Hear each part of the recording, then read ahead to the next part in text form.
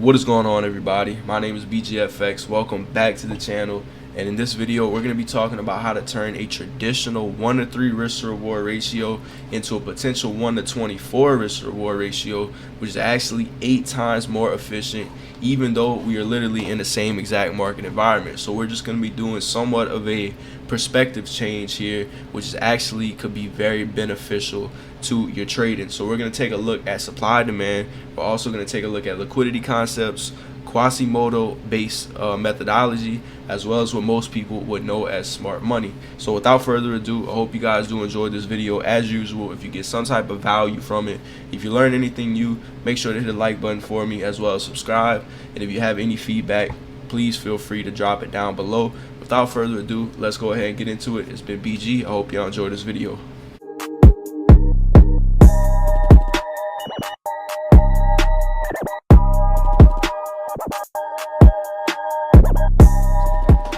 Alright, so let's go ahead and break down the overall outlook of basic key levels and things like that, support, resistance, which would have probably led to something like a 1 to 3 on this trade. And then we're going to compare it to supply, demand, liquidity, smart money, and things like that, just so we can kind of look at the benefit. So before I get into this, I just want to say nothing is really wrong with getting a 1 to 3 risk to reward. If you get a 1 to 3 risk to reward consistently and it works for you, I applaud it. You know, keep on doing it.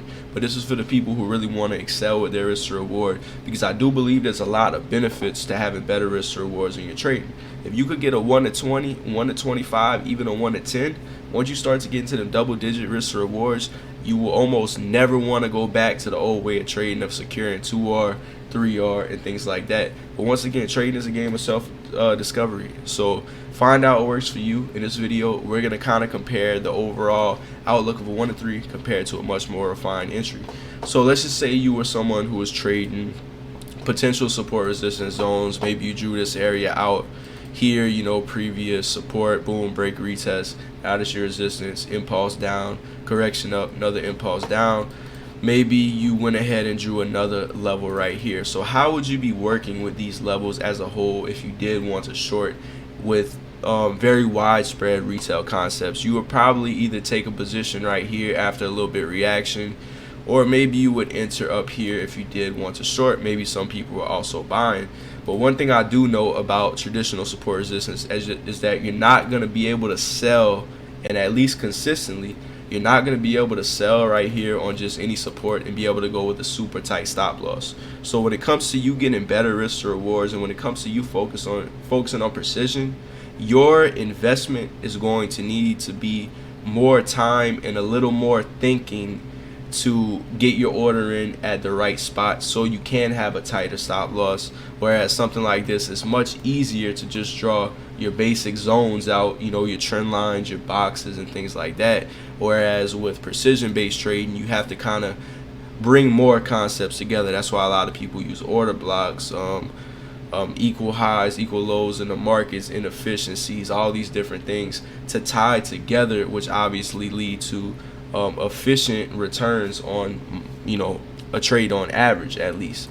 So if we go ahead and we take a look, we would obviously see that it would be a broader entry. So now let's go ahead and come over here to the next page on GJ, which is the same exact entry, but we have a deeper reason into it, and we could actually explain to the T why this trade happened the way that it did. So we see that overall GJ has been moving to the downside. It wasn't a bearish market, and we did have that bearish breaker structure to the downside.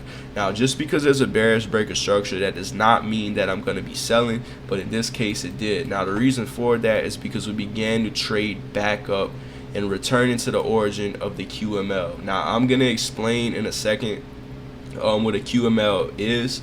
It basically means the Quasimodo level or Quasimodo line. It's actually a real powerful idea, a real powerful concept, and I'll take y'all in a second to the chart and we'll look at some examples. But you can see that we have our QML, we have a break to the downside, we have a test. Now, to me, looking at this as someone who trades like precision based, maybe you could call it smart money. I do have a lot of, you know, my own things mixed in with this, but overall, you would probably say that the pricing above here isn't efficient. It needs to come higher. So once we begin to push to the downside, come up a little bit more, you can see that GJ obviously made somewhat of a demand.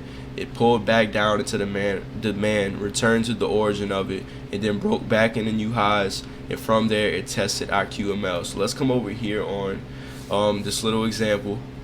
I'm not going to get too much into QMLs because after this YouTube video I actually have to make some course content on it, because I'm making an extension fully about QMLs. Now we have overall right here is an impulsive move up, and we have what I call the short-term zone. Now the short-term zone is going to be an area that you traditionally see some type of reaction to. It could be like a temporary support resistance zone, and then what you'll usually want to see is a break of market structure down from this area.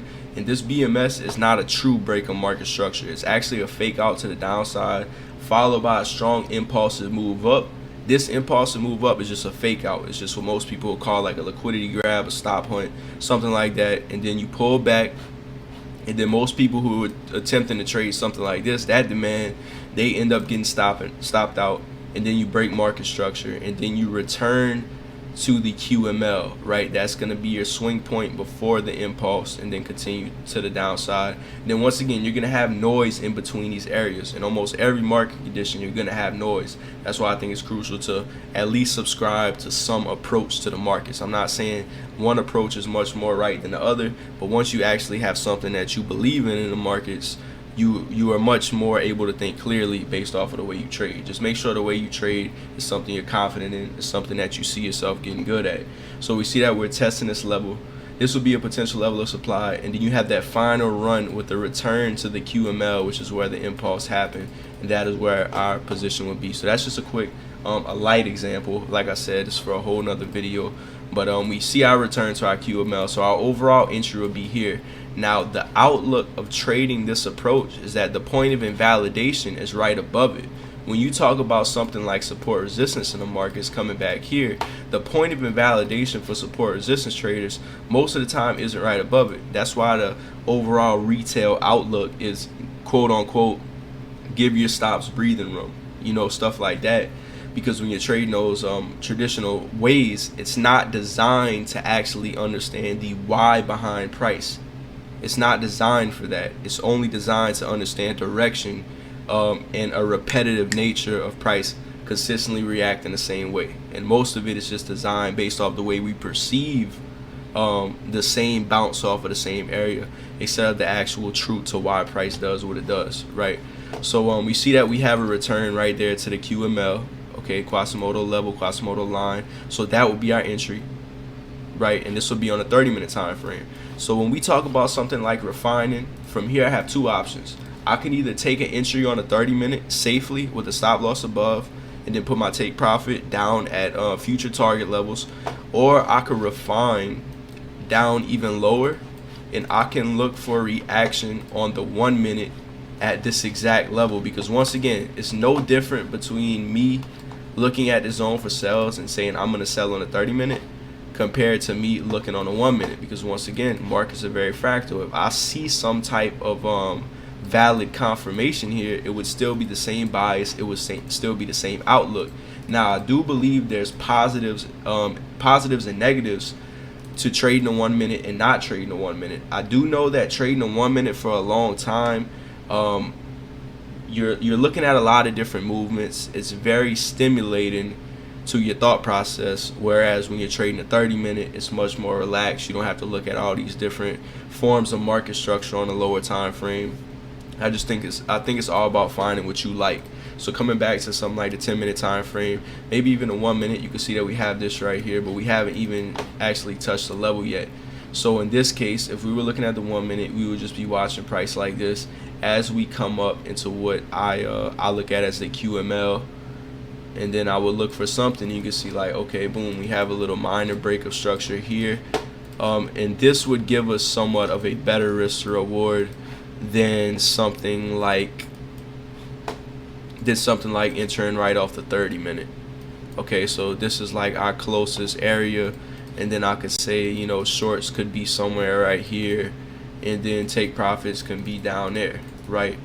So what we would do is something like this, and we just want to make sure that we're here at the level, right? We've already tested the level, which is perfect, and then from there You could even look at like the 3-minute inefficiency slash imbalance, what a lot of people would call it. Enter there, stops above the high.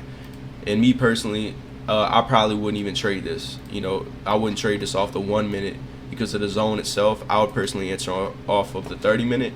But as you can see, entering off the 1 minute took your stop loss from being, let's see, instead of having something like an 8 pip stop loss, a 10 pip stop loss, just doing a little bit refinement on a lower time frame could have brought you to a 3 pip stop loss, right?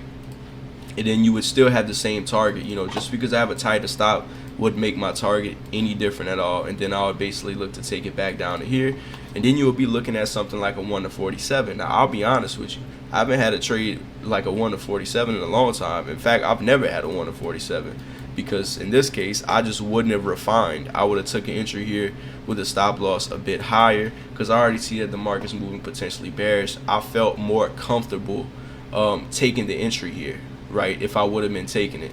Whereas, you know, if I was going counter trend, maybe I would want to look for a little bit lower time frame confirmation. So as you can see, the overall goal here with refining your entries is to reap the benefits of having a better risk to reward. Okay, and then even if we come back down to something like the 10-minute, you can see that we had another QML right here, right? You see how price pulled back. Might be a little difficult to see right now, but now that I zoomed out, it's a little bit better. We had the move down, and then from this level, it looks like we created some type of relative equal lows right here in the market, which was another confirmation that our position is going in the right direction. Equal lows kind of around this area in the midst of a downtrend typically is something that will get broken. And then just to clear this up, you can see that this was another QML right here in the midst of a downside movement. Now there's multiple types of QMLs, but we're just gonna have to save that for another video before I get into all the variants and things like that. But this is a QML in the midst of untapped liquidity. So now that we push up, you could have scaled in here, obviously. I'm not much of someone to scale in position, so I'm already in one. I kind of just like to follow through with my overall plan as a whole. But basically your entry, like I said, would have been up here, and all you're doing relative to people who trade traditional support resistance is you are having a why behind why you're entering, rather than just one zone, right? Rather than just having one zone, you're looking for fresh areas. Because remember, this previous high swing point is coming off of this reaction. You know, most of the time it's not coming off that here. Like when we look at something like this high wasn't coming off of this level. It was coming off of this supply zone. So that's kind of why I like to look at supply and demand so much, because you're looking at fresh areas. So that's going to be it for GJ. Let's also take a look at EU. So with GJ, we talked about taking an entry off of the 30-minute based off of a QML, and the difference between just taking a basic trade off of support resistance and then refining it for a much better risk to reward. Okay, it's going to be a big difference when you do stuff like that. Now next, we're going to go ahead and take a look at EURUSD, where we also had a QML here, and overall we were trading into an area of demand possibly. Now if you were here on a 4-hour, or let's even say that you're here on a 1 hour, let's go back up to the 4-hour.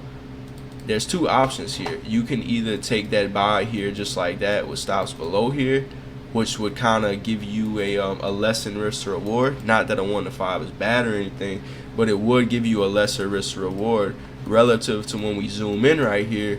Price does look like we have a bit of congestion, but this goes back to when you refine down to the 1 minute, when you're focused on more precise entries. Even though this looks very congested on the 4-hour, you know, we're looking at a 70 pip up and down range throughout this part of the week. So you could have opportunities if you were to come down to the 3-minute. Now understand that for the most part, we will be looking for buys, or at least I would be looking for buys, and that's because my QML. So I needed to build a bias as a whole, that as I'm trading into this area, I want lower time schematics to line up with my overall belief system. So coming back to something like the 5-minute, you can see how we begin to trade down. We had our first QML here. Now this was not validated. Okay, this QML was broke through. maybe you could have took an entry here. If you would have took an entry here, that would have been a loss. Now, worst case scenario, you would have lost a few pips, probably for like a potential 10R trade, and something like that happens. Now, depending on the type of person you are, maybe you wouldn't have took this trade because you had these equal lows right here on EU. So that's another thing you want to jot down as well, the different types of structure you have at previous swing high and low points around supply, demand, things like that. But you can see we had these equal lows. Those equal lows were pulled. This structure here didn't lead up to any type of trade on the retracement. And then also, if we take a look to the left, I have something called the previous day buildup. This is basically another way of saying that there was liquidity kind of generated throughout these equal highs right there in the market. So we had those 3 tests.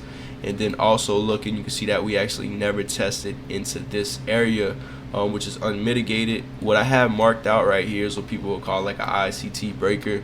It's not really something I trade too much, but since I did see it happen, I want to go ahead and mark it out just for the sake of the video. It's also another powerful concept.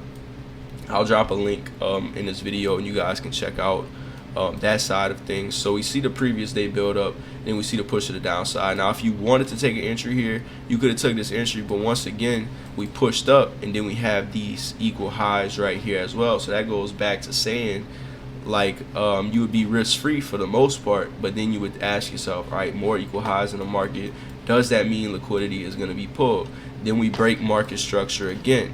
Okay, and as price is doing all of this, we don't want to be getting like psyched out and over the top anxious because price is continuing lower and we want to buy.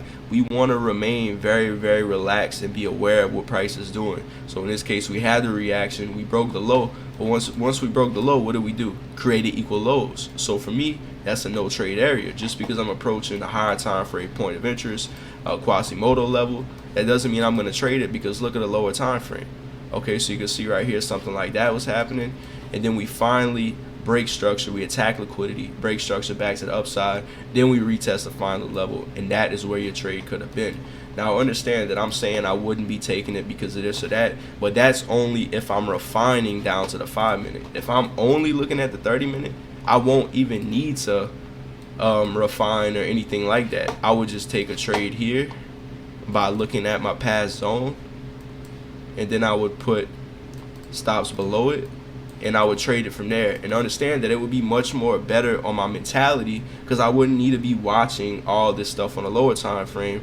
But the one price that I do have to pay is my risk to reward is not going to be as good.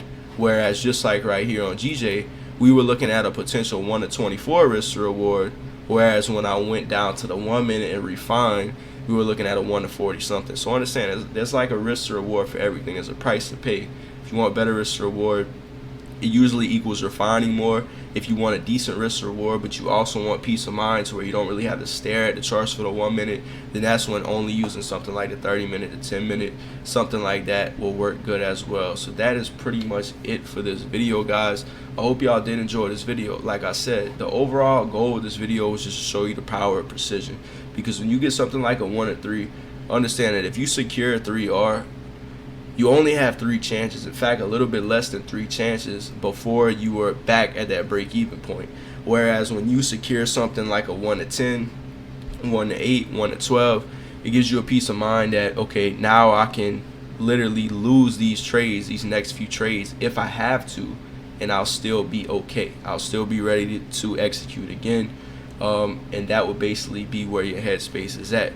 So this goes very far, whether you're trying to grow an account, whether you're trying to pass an FTMO, whether you're trying to flip an account, because I've seen a lot of people try to flip an account just by going all in, high leverage on like a $100, $200 account.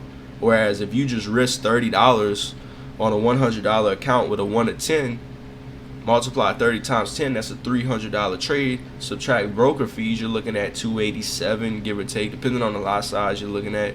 But that's the thing, precision almost triumphs everything, at least in my book and what I've learned from experience. Okay, so GJ, QML, potential nice trade there. EURUSD as well. It all depends on the way you like to perceive things. And if you did want to break this down all the way to the lower time frame, you could have found your trade somewhere around here once we approach that. And then what do? We retested right past the previous day buildup of liquidity. And that's really the way you get good at precision concepts, supply, demand, smart money, ICT concepts, whatever it is that your approach is, whatever suits your personality best. Just spend time on the charts, practice it as much as you can, and that's how you get better. So that's your USD, and then this is just that. And I'm gonna cover more of this in the future, but for now I'm saving it just for my academy, and I want to go more in depth there. So that has been it, guys. I hope y'all enjoyed this video. Hope y'all learned something new. It's been BG. I'll catch y'all soon. Y'all have a great weekend. I'm out. Salute. Alright, so one more thing I wanted to do before I actually end this video is I wanted to talk a little bit about BGFX Trading Academy, because I had a lot of people ask me questions like, am I still doing signals? Is the academy still open? And yes, okay, the academy is still open. I am actually doing a sale. The reason I'm doing a sale is because I'm taking the notice off of my website. I'll actually put it up on the screen right now. I've had this notice on my website for probably a good bit now, and it was basically saying that, look, BGFX Trading Academy is not heavily based around signals right now. In the future, these signals will be back, but there is some things I need to handle in life, and things like that, before I'm able to dedicate the time back to doing signals like I once was, right? And that was kind of a common ground that I laid beforehand, that sometimes things like that will happen. But okay, signals are now back. Signals are back to stay for a very long time. So they are back up. So I want to go ahead and do a discount on my course. It is going to be $20 off monthly, as well as $100 off lifetime. So pricing is usually $100 for monthly, $400 for lifetime. Right now and throughout the rest of this weekend, you guys are going to see me posted on my Instagram probably by the time that this video is uploaded. Now pricing is going to be $80 a month, and $300 for lifetime. So you guys will be able to get a discount on that if you are interested. And another reason I'm doing the sale isn't just because I'm bringing signals back, and I'm bringing signals back every week.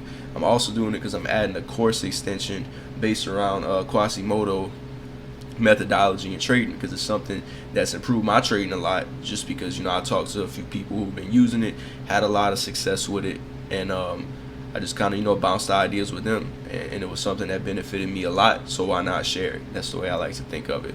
And that's the thing about trading is a constant game of just self-discovery, self-growth, and pretty much always remaining a student, and always just being open to information, especially when it can benefit you. So that is it, guys. I hope y'all enjoyed this video. I'm not going to talk too much. It's somewhat of a long video. You guys have a good night, good day, whatever time you're watching this. Like I said, please leave a like, please subscribe, only if you enjoyed. But that is it, man. It's been BG. I will see y'all in the next one.